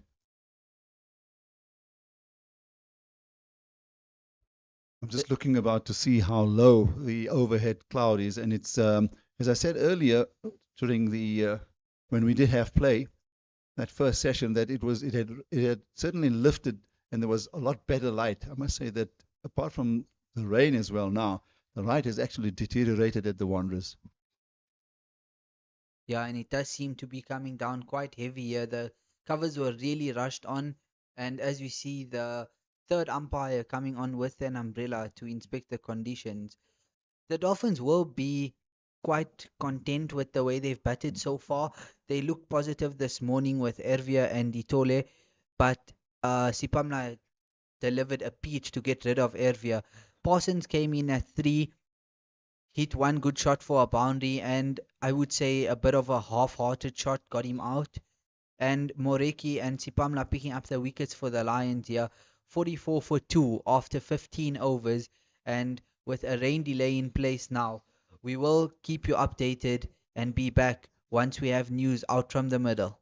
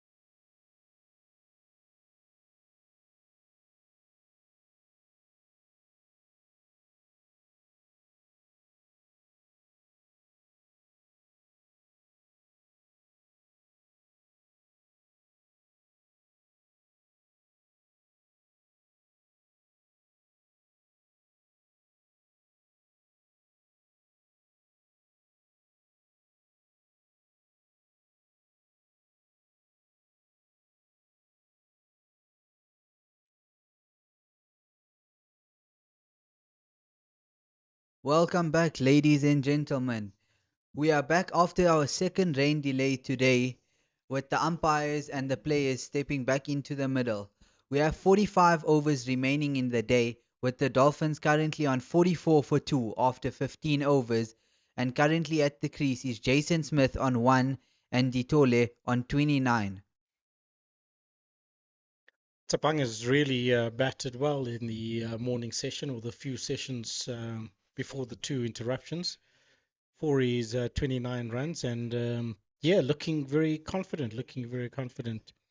Bad light stopped play initially with some light rain, and then the second downpour of rain, as predicted by the groundsman, was round about 20 past 1.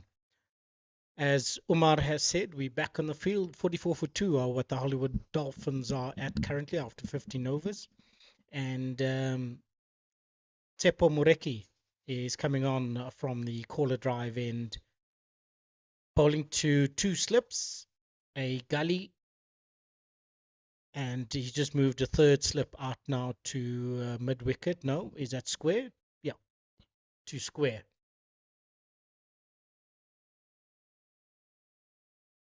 Jason Smith on strike.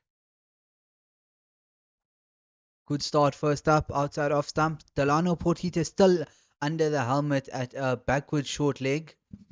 And Tepo Moreki will look to continue picking up wickets, being Lions' leading wicket taker so far in this 4-day series.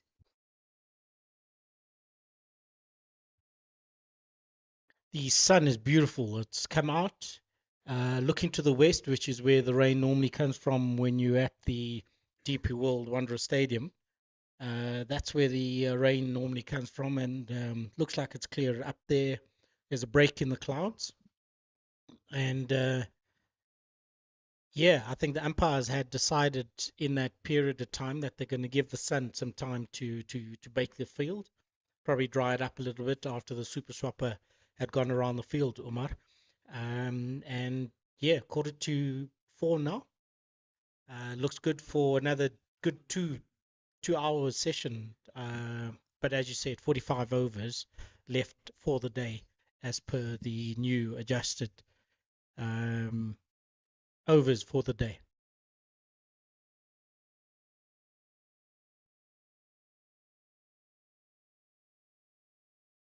Oh, a little bit fuller here. Inside edge, just getting between the legs of Delano Portita at the backward short leg. Good ball, went a bit straighter this time. Tepo Moreki. Jason Smith drew forward and I think it nipped a little bit in, got the inside edge, and Portita, I don't know if that carried, didn't look like it did, but it just got through his legs and down to deep fine leg for a single, which brings Tepang Ditole back on strike. Tepong Reki going around the wicket immediately. Delano Portita also out of a short leg with an extra slip in place for the left-hander. Oh, false shot there. Tepang literally looking to leave that ball, and I think he must have nipped back and hit his bat and yeah, ran down to the third man area, and they threw for a single. Tepang has scored 30 runs or 52 balls so far, and has been there from ball one. This is where the test is going to come for the bowlers now, because now they have a left and right hand combination. Jason Smith being the right hander and Tepang Ditole, the left handed batsman, opening batsman. Little bit on the fuller side, and Jason Smith went back to that. Just blocks it out to point. Good start here by Tepo Moreki so far after the delay. And the Lions will be looking to pick up another wicket here after that wicket of Bryce Parsons before the delay. I didn't quite see how that was bowled, but Tepong Reki clearly coming on with a plan, and it worked almost immediately, getting the wicket of Bryce Parsons.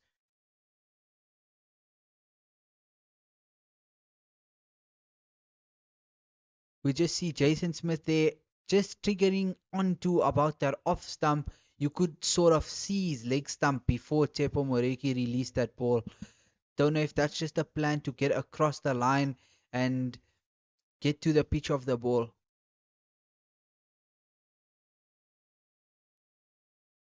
Over's gone, and the two batsmen are conferring out in the middle. 46 for 2 is what the score is currently for the Hollywood Bets Dolphins. Partnership 4 runs thus far. Cody Yusuf to continue from the golf course end, which is his 9th over now, but it's been sort of like a broken spell with all the breaks in play that we've had. Be running in hard, continuing to Tepang Ditole with the short leg in place. Yeah, it looks like the short leg has moved a bit squarer now, so he's short square now. And Tapang just gets on the front foot and darts that off on the offside. Yeah, this short square leg, he was backward short leg, but now he's just gone to a conventional short leg now. Maybe just a little bit of a change of plan here from Cody Yusuf. Tactics changing. I think I see Cody's also now come back over the wicket and not around the wicket to the left-hander. So that's probably why the man under the helmet has moved a bit squarer. So I would say Cody is probably looking to get the batsman to play off his body a lot more, and hopefully then just guide it into the hands of the man in a catching position just behind the batsman, the left-handed batsman.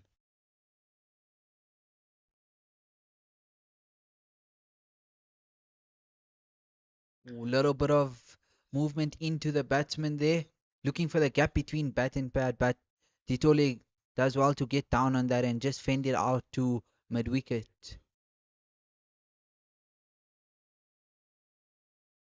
The outfield seems to have dried up reasonably well and quite quickly, but then the Wanderers is known for its drainage system. Yeah, it doesn't look damp at all compared to how it did with the rain, which was about an hour ago. Oh, false shot once more as Tepang gets it between point and the slip cordon. Given a bit of work there from the bowler, he puts his bat out there, but he manages just to open the blade to pick the gap there past Manak at point, and it races the way to the boundary as he moves on to 34 here. The ball certainly seems to be doing a lot.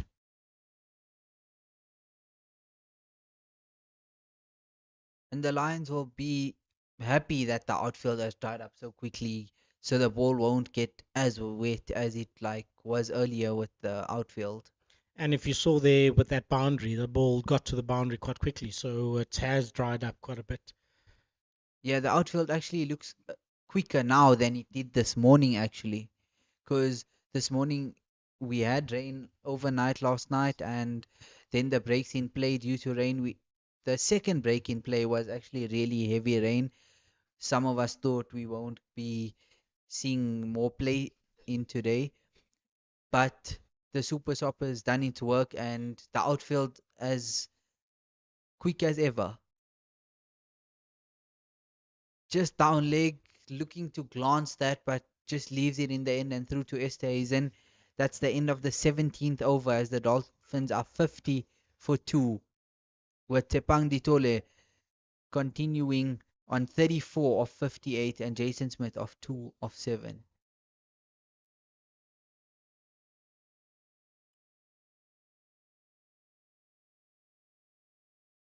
Both batsmen doing a bit of gardening on the pitch there.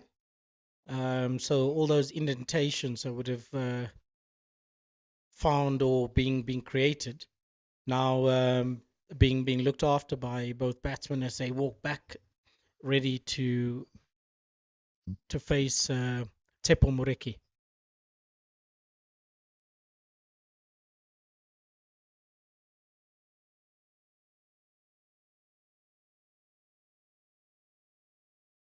Ooh, little bit of nip back off the surface there.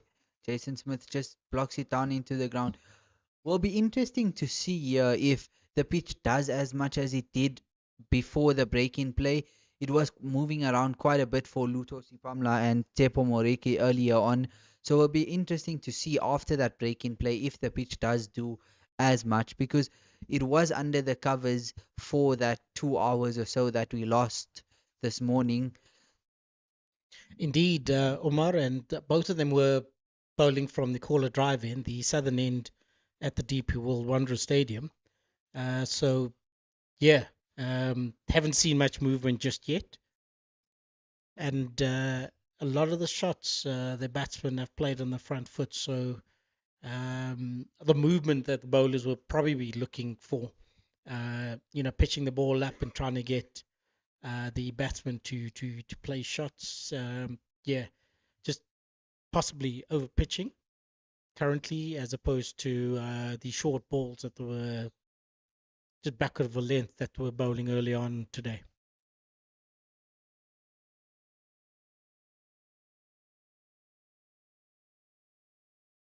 Tepo Moreki bowling to two slips and a gully.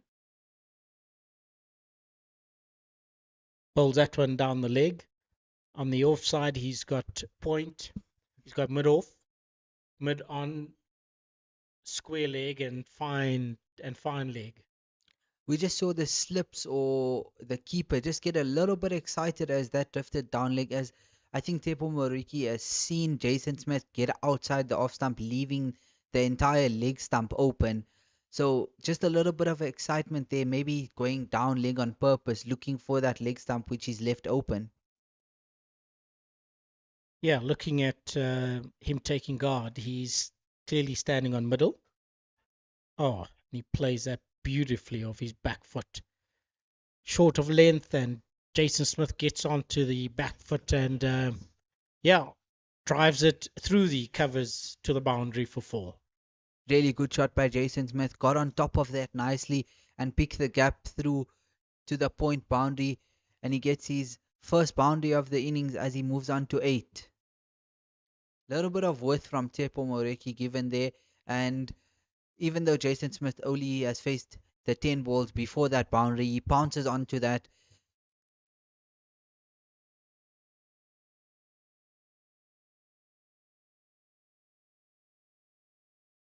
And we have seen Jason Smith play well off his legs, so I think he's not afraid to leave that option of going onto his pads.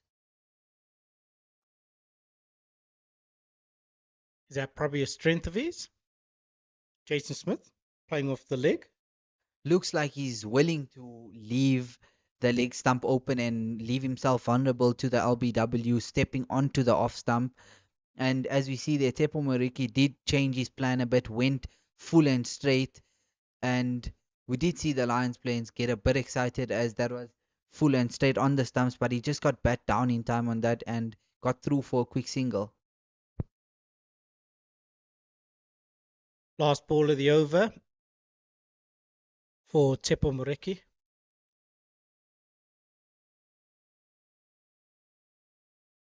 Bowls it full on the front foot, and Tepangdi Tole puts it into the gap, and they run through for a single. So after 18 overs, Hollywoodbets Dolphins are 58 for 2, and now it looks like the third umpire is running onto the pitch with the light meter. Indeed. Aladdin Palika takes the light meter from the third umpire, walking out to the middle. Yeah, both umpires out in the middle of the wicket, and they getting the reading first on the north end, southern end. And it's a thumbs up from the umpire. So we will continue, and the light is holding up for now. Correct. Interesting to note, though, that the third umpire hasn't gone off with the light meter. The light meter is in the hands of standing umpire Bongani Jele. on the field. So yeah, as much as the light is still okay, looks like they are suspecting that it might get dark. So instead of wasting time, have it on the field and make the assessment right away. Cody Yusuf to continue for his 10th, coming around the wicket now to the left-hander. Bowls the ball outside off stump, and Tepang Ditole just lets the ball go through to the wicketkeeper. Bounce still seems regular and consistent. Yeah, consistent bounce, but not really good carry. Like as we saw earlier, I mentioned Esterhuizen did take a few just around knee height, below knee height. So there has been consistent bounce, but not really good carry through for the bowlers.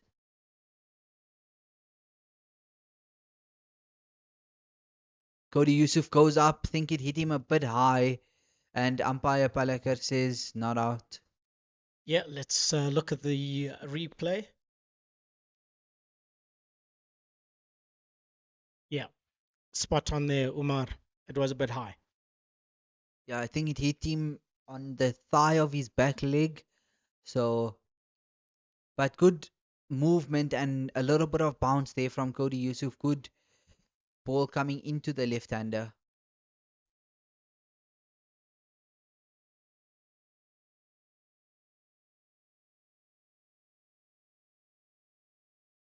Oh, and it comes into the left-hander again.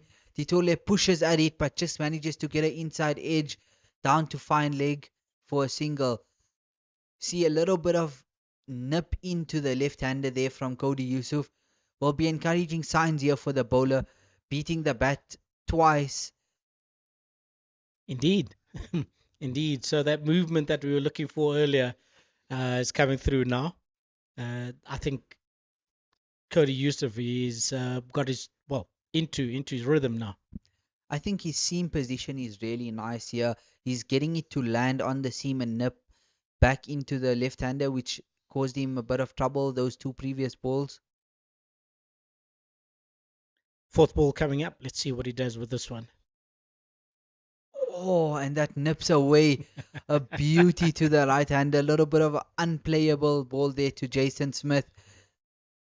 And again, that seam position, just as we see here, on a off stump line, and it nips past the bat, just misses the edge.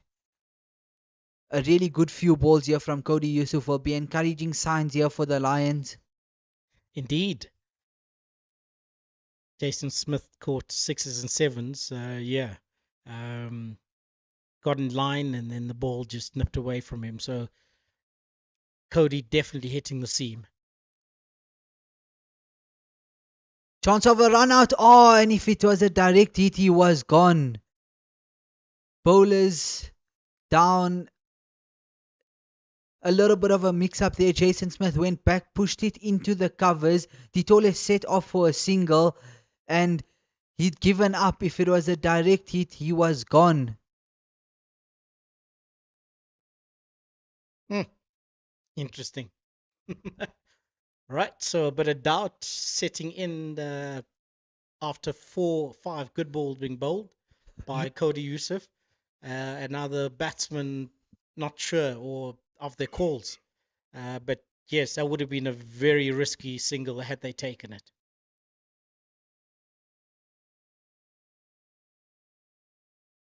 And Sipamla had three stumps to aim at.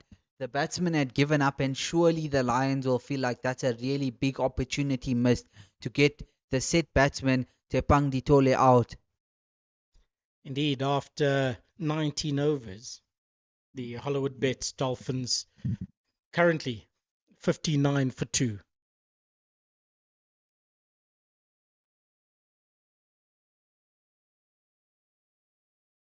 Yeah, the sun has disappeared somewhat as our producer walks in now, adjusting some uh, some of the technicalities here.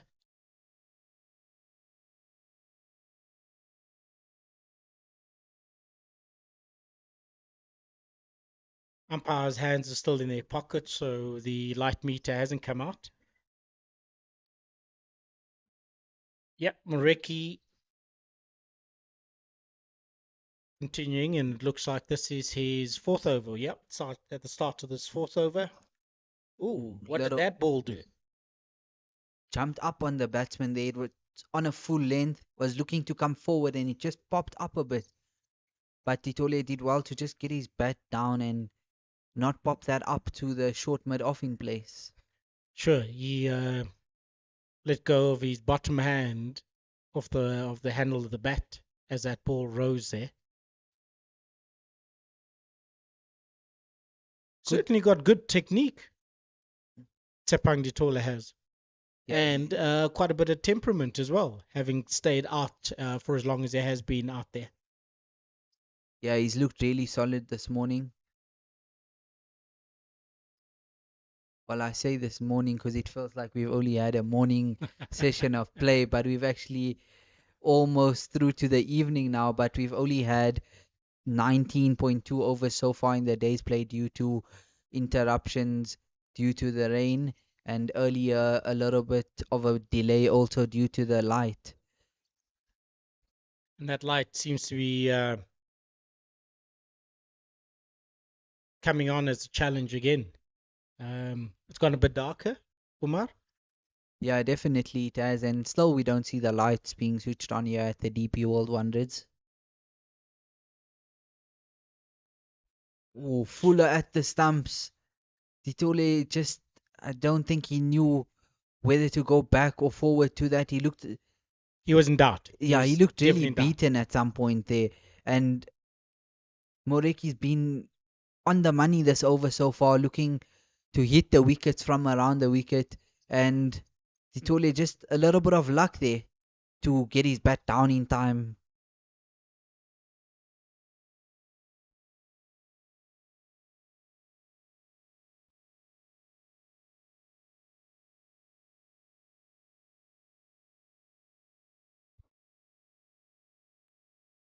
Oh, another one pops up just on a good length again, and he just jumps on Ditole and wraps him on the top glove. Encouraging signs here for Tepo Moreki. Not the first time this over we've seen the ball on a good length just rise up a bit more than is expected. He certainly has found a spot over there because he's created a spot of bother for Tepang Ditole. That will have the batsman questioning a number of things, whether to go forward or back to a ball delivered on a good length.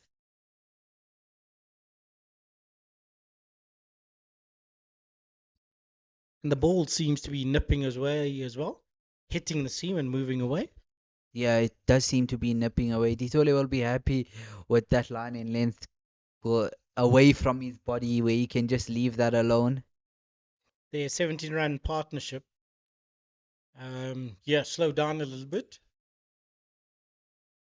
Yeah, and Dolphins will just be looking to consolidate and get both the batsmen set again after that long break in play.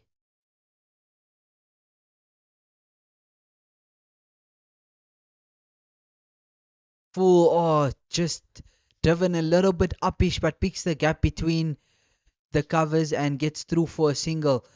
Really good over from Tepo Moreki, just one run off it, and encouraging signs there. He's beaten the bat.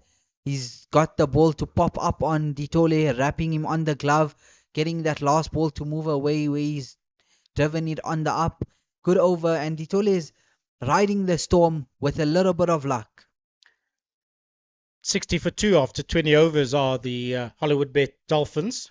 Yep, quite a bit of luck, but I suppose you need luck when the weather's also playing up and the conditions after the heavy rain that hit the DP World Wanderers yesterday, or the Highveld for that matter. So luck definitely part of the equation as Cody Yusuf comes in and continues bowling. Ooh, short ball looks like he's done a bit of damage to Ditole's front leg, limping around there. Yeah, looks like the ball must have found space between the pad and the thigh pad. Yeah, drifting down leg. He looked to get a little bit of bat on that, but he missed it, and I think it just wrapped him just in between, like you're saying, the thigh pad and the pad. But he's okay and set to continue. Yusuf to Titole again.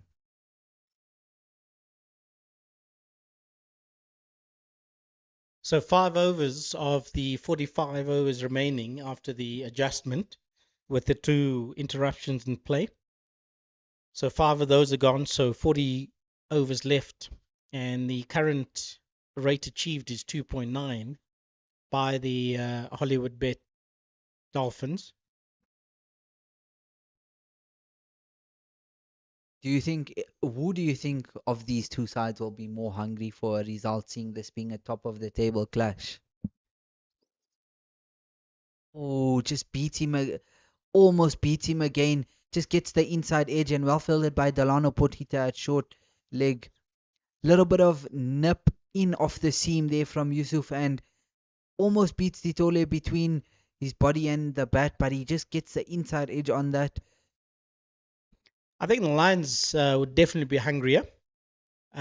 Next week they travel down for their penultimate match, should they qualify for the finals on the 10th of April. So the Lions would definitely be hungrier. So when they go down to play against the Knights in Bloemfontein, they would certainly want to go in there with a victory.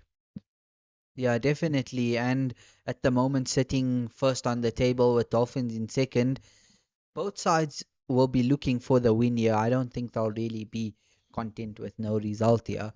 But the Titans also in third place currently, their games in progress as well. They'll be looking to push up into the top two and look for a spot in the final. But with the Lions in first place now, they'll be looking to win and have a home final. Oh, Tapang Tole beautifully guides that between point and the gully fielder for his sixth boundary. Am I right? And he's on 40. He's on 41 currently. Yeah, Ditole he's riding the storm here. He's getting a few really good unplayable balls from the bowlers, but he's not letting that get to him. If the bad ball's there outside off where he's given with, he's opening the face of his bat. He's putting his hands out there and willing to look for the runs when it's offered to him. And he gets another boundary as he moves on to 41. Now let's see what the tactic is here. Well left outside the off stumps. He looked a little bit like he was going to play at that, but he just gets his bat out the way in time. 4 runs off that over, 64 for 2 after 21 overs. As Tapang Ditole on 41 of 74 so far has looked the best of the batsmen so far for the Dolphins. Having opening the batting with Sarel Alvria has survived through.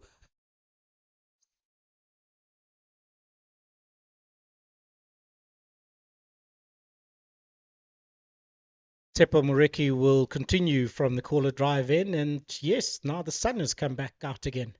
It looks as bright as morning sun rays out here in the evening at the DP World Wanderers.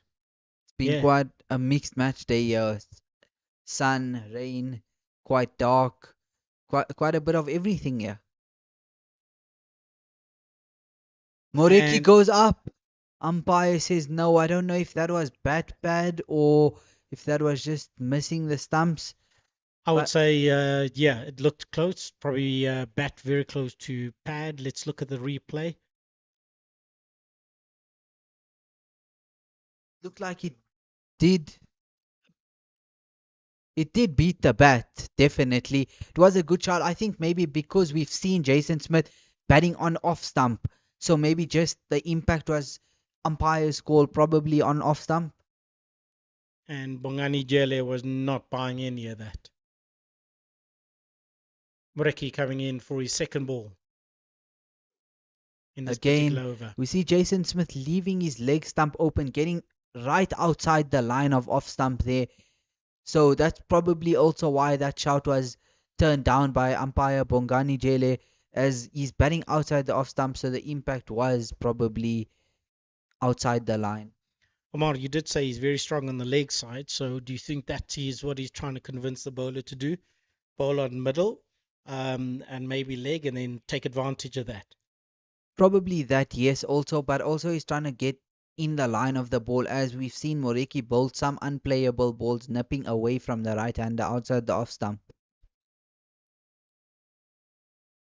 And just like that, getting more in the line of the ball and playing in line with his body instead of away from his body.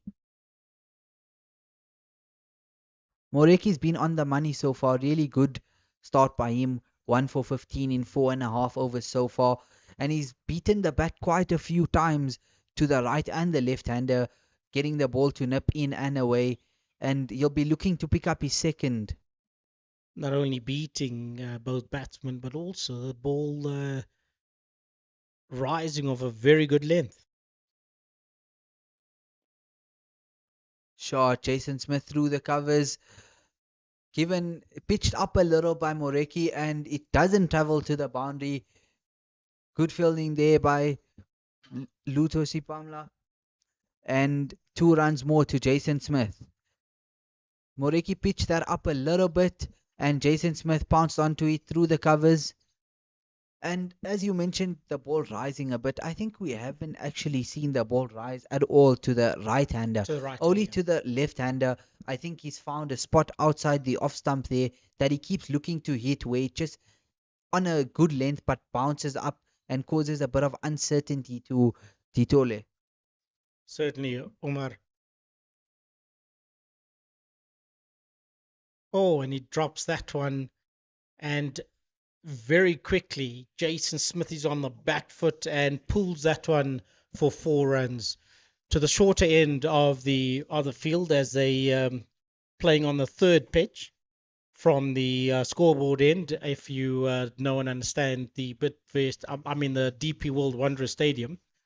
Yeah, as you just mentioned, Jason Smith getting the bowler to bowl at his body, rather this time going full on back of a length onto the pads, and Jason Smith onto the leg side. He's onto it in a flash. 1 bounce, 4 runs as he hit his second boundary.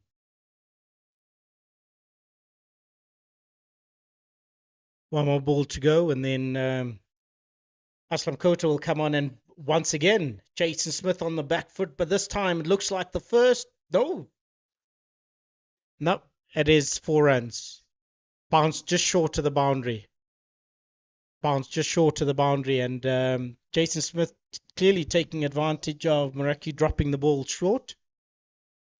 As we say goodbye to Omar, having performed his stint, and Aslam Kota comes on.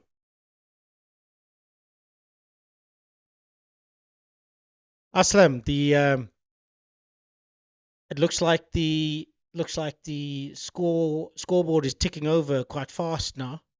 After the second interruption of play, the run rate was 2.9. They're now on 3.4.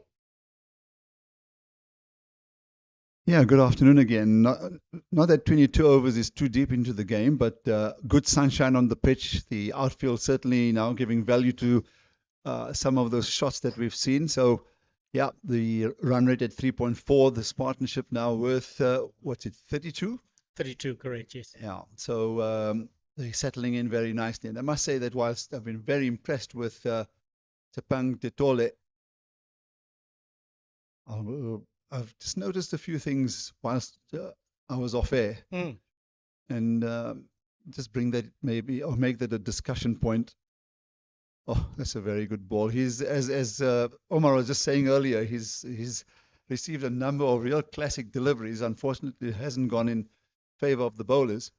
What I've seen is from early part of his innings this morning that he has this open-faced, or he does play with an open face. So the ball generally skids off the bat and sort of hits that arc between, say, a finer point and then towards, say, fourth or fifth slip.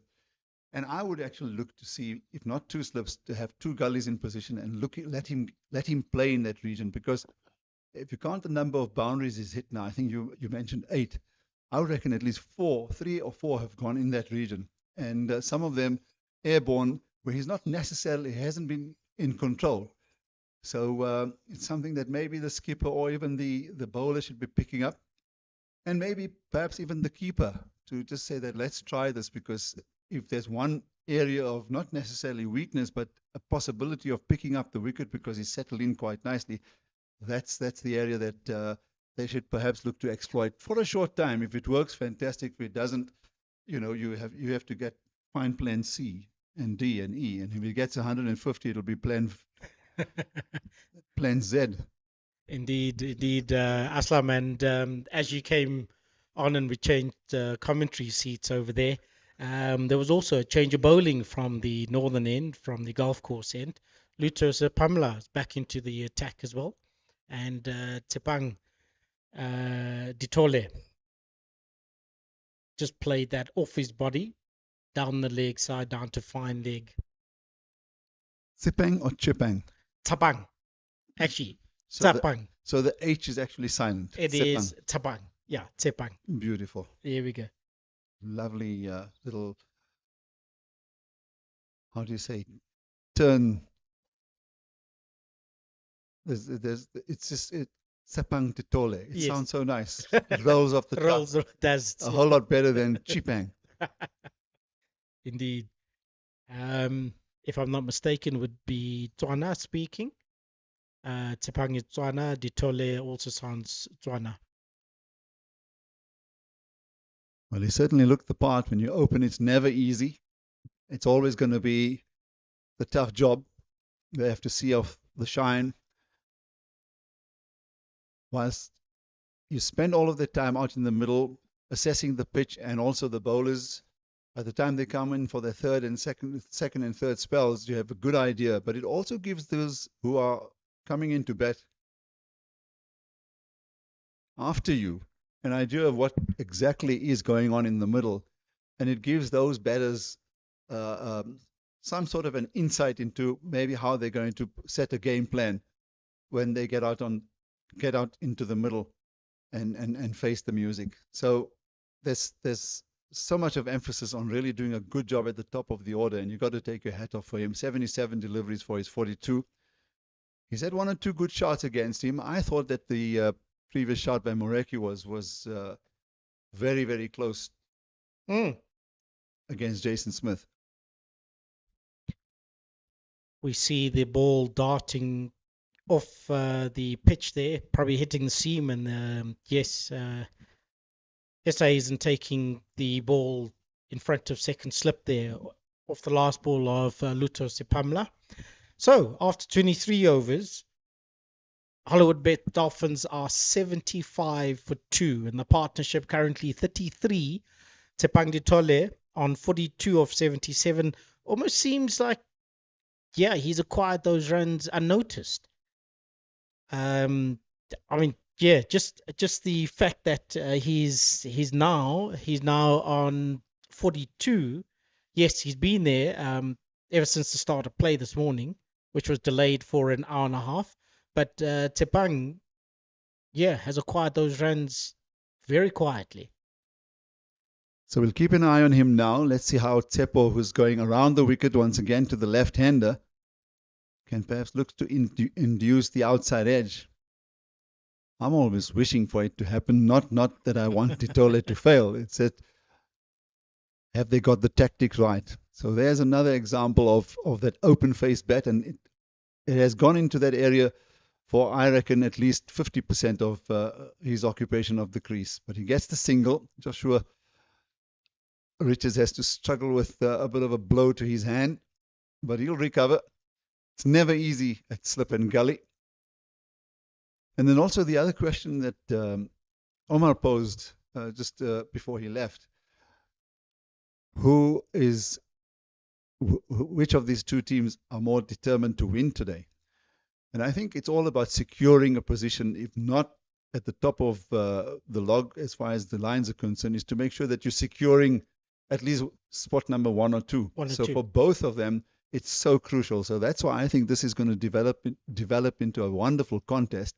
As long as the sun keeps shining, I think we have a good match on our hands. We've got the champions who are defending. They don't have the key players here, so it's a wonderful bit of exposure for the likes of Manak and Joshua Richards and even Van Buren for that matter to really put their best foot forward as far as experience is concerned and take the team one step further towards that cup final. As far as Natal or the KZN are concerned, I think they have found form in this format. And sooner or later, they'll be looking to maybe knock or to get themselves into a position where their log position in all three formats are not precarious. Not that I don't think they're in any danger of the possible relegation, because that's all in discussion right now, as you know. Mm. They're gathering a whole lot of minds, cricketing hierarchy in South African cricket, to get together and find a way around how to reorganize the competitions. And Tepo Mareki runs in, bowls the ball on middle. Jason Smith just plays it off his legs down to the fine leg boundary for a single. Well, the way he's struck a number of those boundaries, the way he's played is, as I said when he did walk into bat, that he is the form player. When you come off 100, generally you're in a very good headspace. And he has looked good for his 20. Partnership also up to 35, the best of the innings so far. And Jason Smith's 20 runs have just come off 27 balls. So a very high strike rate he has. Oh, and what a beauty from Tepo Mareki. Just outside that off stump for the left-hander, Tepang Ditole, Mareki seems to find that particular spot that the ball does all sorts of things. Well, that is an absolute jaffa, as they say. It's hit around the off stump or just outside off stump line and then veers completely away from the left-hander. A classic delivery. Generally, you feel that the bowler deserved more. But Tepo seeing it very well. On that occasion, completely beaten. And the next ball he leaves as Mareki goes a bit wide. So, yeah, 77 for 2. The Hollywoodbets Dolphins are 77 for 2 after 24 overs. Tepo Mareki just having completed his 6th over, 1 for 27 of 6. And Lutho Sepamla, who is back into the attack from the golf course end, the northern end of the DP World Wanderers Stadium, walking up and casually getting to his mark.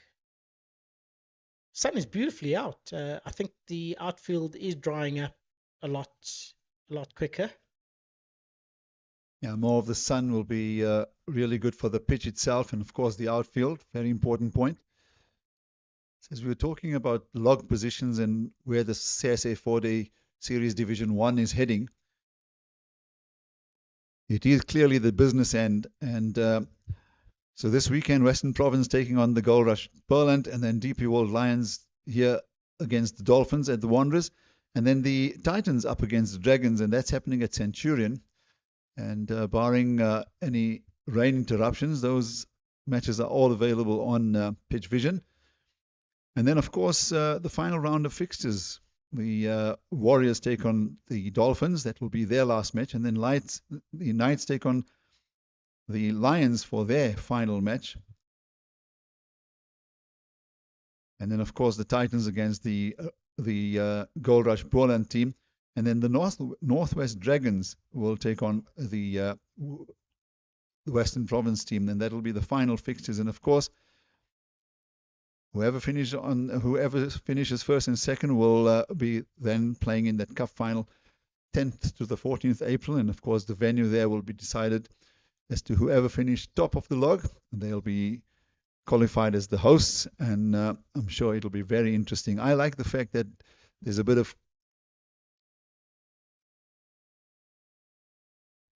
Oh, that's a beautiful delivery. It's swung back. It's beaten clearly the batsman, the inside edge, the outside edge. It's come off some part of his back thigh.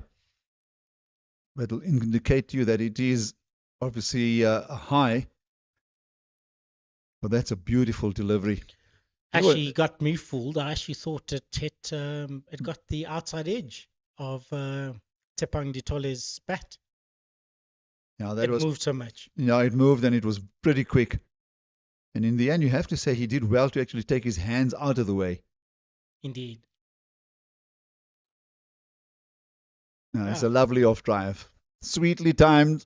Again, lovely to see that after being beaten by a real magnificent delivery, then responds to an overpitch delivery and dispatches it for 4. That takes him to 47. I think what Luther Sipamlo was possibly trying to do there was trying to induce the outside edge by pitching the ball up a lot further and hoping to get the same sort of sea movement as he did in the previous 2 deliveries. Yeah, I say that the fact that we have 4-day cricket, red ball cricket on at the moment, the season split into 2, early part of November, and then in the latter part of the season now in March and April. Again, once again, the open-faced push. The ball ends up in that area just behind square on the offside. And obviously, you want more international cricket and especially the red ball stuff, but nothing's going to happen until the new year. And apart from the World Test Championship that's happening, but just to see how the players actually measure up to the red ball, because I do believe that given the type of quality that is being produced at the moment, players are finding it a little more difficult at international level, and to almost fall into rhythm at what the international game demands. Especially from a red ball perspective, Aslam?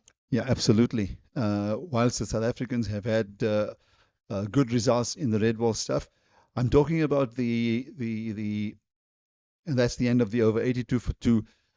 When you look at the next generation, and who from this next generation looks good to maybe take up positions in the near future. So this Test Championship cycle has now ended. The finalists have been confirmed in Australia and South Africa. And then it's the next championship, and that's not going to be the easy one because in that cycle you've got Australia and England. Yes. And I'm not too sure who else is involved in the 2-year cycle. But that's why I'm saying it's important to see early on who of the players are going to put up their hands. We've also got a T20 World Cup coming up in 2026, early 2026. So yeah, in that new cycle, it will be important to then establish our next tier of red ball players. Yeah, although I mean my emphasis is on red ball cricket. Also, the other point we can raise and talk about over the next little while today, tomorrow, is how much of emphasis of red ball cricket is being given at from a CSA point of view. I know that at times the Future Tours program is not necessarily in your control, but there are avenues in which you can actually raise that with the ICC. And if we do have, say, a better solution, then take it to the ICC. If you don't have a better solution, then you can't go with a plan to them. But if there is a plan and you feel that there is a way through this where there can be more Test cricket on offer for South Africa in particular, there are a few other countries that are also going through a similar situation. But I think the South African setup has been possibly the worst of all the nations in the last 2-3 years. So that needs to improve and improve dramatically. And I do believe that some sort of a principled stand has to be made. Aslam, how much of that is dictated to by the commerce of cricket? It's no longer bums on seat. That will be, you've got a white ball World Cup, you've got in both T20s and one-day internationals. We'll come back to that in a moment. Oh, that's a ball that's come back quite nicely off a length. Moreki again just looks skyward, almost in anguish that when is it going to work out for him? So here's the first warning coming from umpire Jelly, or just is it a notification to the leg umpire that he's treading on the danger area or the restricted region as they call it now? But he definitely signaled to the leg umpire. So I think that's the first warning. Now, I'm not sure if there was a silent warning first up.